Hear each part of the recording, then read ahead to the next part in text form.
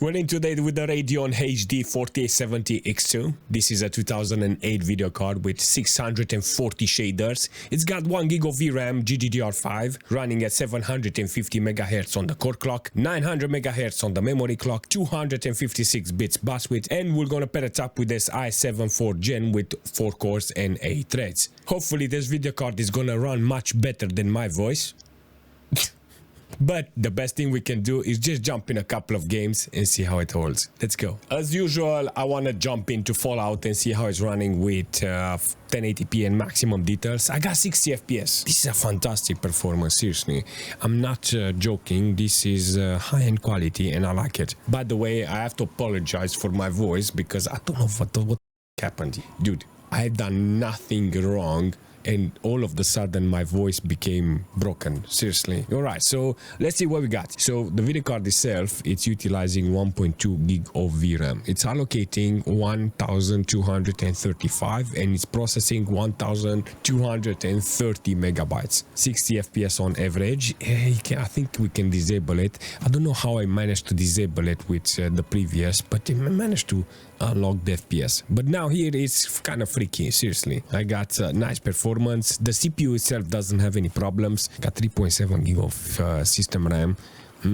This is good. This is very good. This video card can actually tested it with that Windows XP. I actually tested this for video card. I mean his model, I tested it in the XP machine and it did a fantastic job. And I forgot, you know what, I have to put more games and to test this video card even more on that machine. Quality wise, it's okay. There is a couple of settings in control panel, like you can put anti-aliasing. Maybe we can actually go there and butcher the experience in this game.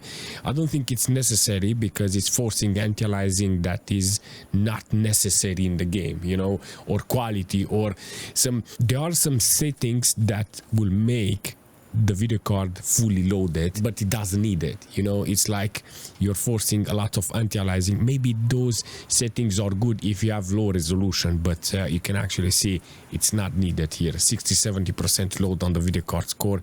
It's kind of good here, seriously. It looks fantastic. I mean, the quality itself is good, there is no problem. So forcing more anti-aliasing and features, it's yeah, it's not necessary. Look at the FPS. Seriously, this is funny. Okay. I remember, what was it, 4670 X2 that had 90 FPS to 100. That dual BGA video card managed to do so well. I like the name, Dala. 300 FPS. Look at this slapping video card. Let's do a reset. 420 FPS on average. It looks and it runs fantastic. I have no problem. You can actually see, Daniel, why are you having so many FPS with this video card? Because I want to see the maximum wattage. That's the reason I have to see the FPS. Can limit the FPS and I can make the whole thing efficient. But at the same time, I remember last time I had 90 FPS with this on 1080p with maximum details, with maximum anti-aliasing. And on that perspective, I want to see the FPS compared to that one. So 90 FPS versus 400 FPS. So which one is better? Well, maximum load on the core, best video card when it comes to temperature on as a dual BGA video card from ATI. There is no discussion, this is the best because of that Accelero cooler. Oh yeah! I want to see the FPS here. Do a reset. 160 FPS. Wow! The drop is real. What the heck is going on here? Currently here it's loading up the video card. Maybe Daniel, one day you're gonna learn how to drive this. How much training you need? How much you have to drive this track in order to learn it? 51% load. Nearly 1.1 gig of VRAM allocated in this case, and it's holding pretty well. Freaking love it. Whoa, look at the speed, 150 miles. Yes, please. For this game, I'm gonna get the racing wheel, seriously. Let's check out the settings. Object dynamic lighting, maximum and 1080p. I got a lot of effects that I can put on this video card and it's gonna run really nice. What we got here? Nearly 1.2 gig of VRAM allocated and the same amount processed. So 100 FPS is good. with this video card, I will call this a big win. This is a mammoth of a video card. Temperature wise, loading, averages, minimal, 1%. This video card just takes and rips everything apart when it comes to games like this, you know, because this video card is from 2008. This game is from 2008. You understand where I'm going with this? So on 1080p, it's like asking for maximum details with a brand new video card that is today with 4K or 8K or something like that, or maximum details, you know, 100 FPS. I think this type of settings that you have in the menu are not meant for this type of video card. I think it is for future video cards, because if I put the last settings for enhanced full dynamic light or stuff like that, the video card is gonna fall on the FPS and it's not worth it to max it out. If you limit the FPS, you're gonna have even efficiency in this case, but it's doing the job. And this is the most important thing. Comparing it to the previous video card that I tested, this is the king. Okay, so Dragon Age is a very good stepstone that I need to play in order to understand, compared to the previous video cards, how it's performing. There is a specific fog there that I managed to understand the load on the video card, and if I reach it there, I'm gonna see how the video card is holding. I got nearly 800 megabytes of VRAM utilized here, 700, and it doesn't have any problems. Holy sh**, my voice is bad.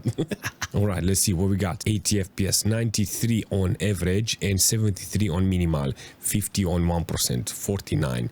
That's okay. The only thing I'm interested in is the minimal in this case, 73. That is good. And I got very impressive performance. I'm not shocked anymore about the temperature, because this video card has got an Accelero cooler on it. It's like the most supreme cooler that you can put on a video card. And if you have this type of cooler, look at this, 59, 60 degrees on a video card that is maxed out on the core and is holding pretty well. VRAM, core load, everything is good with this. There's nothing to complain about this cooler. So all in all, I can say that this game doesn't have any problems with this video card on 1080p with DirectX 11 and high details. This time I played with low details and anti-aliasing on X2. See, this is totally different. 200 FPS. I miscalculated. Apparently the game managed to put everything on automated and put the details on the video card. DirectX 11, max out the quality. It looks gorgeous, but in this situation, see that the fume doesn't bring the video card under 100 FPS. 101 FPS on 1%. 128 FPS on minimal and 200 on average. Yes, please. I want this. Now is the moment to put VSync or limit on the FPS. Put 60 FPS in this condition and you're gonna distress. Let's see. 281 watts consumption. Nearly 100 watts drop on this video card. Seriously. It had 360, 370. Now it's 280. Look at that, nearly 100 watts consumption drop down just because I put a limit on 60 FPS. Because in this game, you don't need more than 60 FPS. And if you can adjust it in such a way, you get efficiency, nice temperature, 51 degrees on this video card. Yes, please. Not a single care in the world. Look at this. So 1080p, low details in Space Marines. 200 FPS. Oh yes, it's working really nice. This is low quality, yes, on 1080p. Can't say nothing bad because it's dropping below 100 FPS, but it's maintaining a very cool and fluent FPS. Very smooth. I didn't have any problems with slow speed and stuff like that. I think I have to go back in the menu, turn on everything aside from VSync, high quality, and see how it's running with that amount of quality. So I had 70 FPS on average with minimal, and that was a good performance. All right, maximum load, only 500 megabytes of VRAM utilized, 75 minimal, still the same. So yeah, I say Space Marines with this video card doesn't have any problems. It's kind of cool. The quality is good, performance is good, very fluent. 3.7 gig of system RAM utilized only with 30% load on the CPU. Very surprised it's got that amount of system RAM, but I got 410 watts consumption. You do not understand how hot it is in this room because of this, but it's keeping the video card cooled and I like it. Does this video card run Crysis? This is the first question that I have to ask here in this game. So let's start from up top, you know, with low details, and go down on a hill with maximum and see how it's holding. So I got only 800 megabytes of VRAM allocated here. Damn, this is a lot of effects in order to get this video card running. Look at it, look at it. 138 FPS, so it doesn't budge this video card. It's got lots of potential. 125, oh my god, doesn't load up nothing in the VRAM. So the video card can do wonders here. Why I'm asking low why are you playing with low details, Daniel?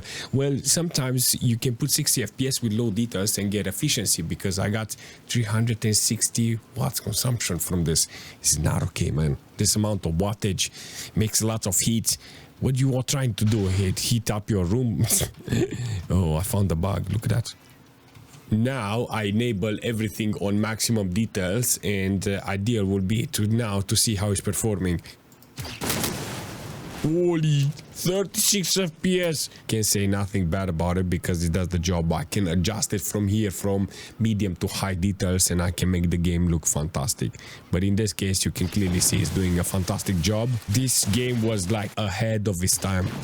Everything I enabled in the game, even the effects in this situation. Last time I had to disable the effects in order to have playable FPS with the previous video cards. On advanced, I had this one disabled in order to get playable FPS. But now I managed to put it even with this. Let's put a little more sound here in order to see how it's performing. Man, the quality for this old game is actually astonishing. Seriously, it looks fantastic for an old game. It's running really nice with this video card. So I can't say too many things bad about this. I'm just throwing a random grenade there because I don't know where to do. I managed to hit somebody. I'm actually surprised this video card is working like this. I got like 60-70% load on the video card's core. Not bad, seriously, not a bad performance from this. I got 1.2 gig of VRAM allocated and 1.1 processed. Very good hold in this situation. Battlefield is the only game that I want to play on this video card. I got 1080p here with low details. I want to see how the video card is holding. This is a nice performance from the video card itself. I got nice averages, 80 FPS on average. Not a lot of problems on the video card's perspective here with 750 on the core. On the system side, I got like 46% load on the CPU. With this video card, the CPU is being utilized. I got 5.5 gig of system RAM allocated in this case. It's being utilized. Even the CPU has got 67 degrees in this case. Very nice to see this game running with this amount of performance. I mean, it's utilized on low details. The only problem I have with this is that if I put more quality, I'm gonna piss off this computer, seriously. But the GPU itself is doing the job. Nice averages, working really well. I love this. I love this performance this video card is offering here. There is something special about this video card. I love it because it's with an Accelero cooler. It feels very unique like this. I have that generic blower style. It's fantastic video card. I managed to do a quad crossfire with this type of setup. I will leave a link in the description if you want to check it out. It's kind of interesting to see this video card running like this. It feels very good. It feels very safe with this video card. I can do all kinds of settings. I want to play more games. I want to play more older games with this video card. This is I think this is the supreme video card when it comes to retro gaming. I think for me, I want to put this video card maybe to see if it fits in that XP machine. I want to see if it's starting there. If it does, this is going to be my go-to video card. On the CPU side, I had no problems, but when it comes to an older machine, I think this is an exaggeration. This i7 4th Gen with 1080p, 1366, 720p, all kinds of low resolution will be ideal. But comparing it to what I've done now, going with those 3000 series and 4000 series dual BGA video card, I think if I compare them in between, this is the king, but not because this is the last one, because of that Accelero cooler. There is no discussion. Blower style, fans, and no, this is the best because of that Accelero cooler. If you find the video card like this, I'm referring to the Accelero cooler, it's worth it only because of that. because they are very supreme. It feels very good. I have a 690 with an Accelero cooler and one core. I actually think the video card itself is dead. It doesn't work anymore. But I'm very surprised that a cooler from Accelero didn't do its job and let a GTX 690 die. The only thing I can say about this video card is very good. That's it. It's a fantastic video card and it's worth it. It's worth it to have it in the library. With this cooler, there is no discussion. This is like the supreme video card when it comes to retro gaming. I have a setup from this Radeon that has 2 GB of VRAM, and I think I'm gonna put those ones together to show you how they are performing here in the same category of games with 2 GB of VRAM. It's not necessary, but I do want to show you what it means. If you have any suggestion for this video card, because it's a freaking nice video card, leave a comment, smash that like button, and as usual, I will see you very soon, maybe with a better voice.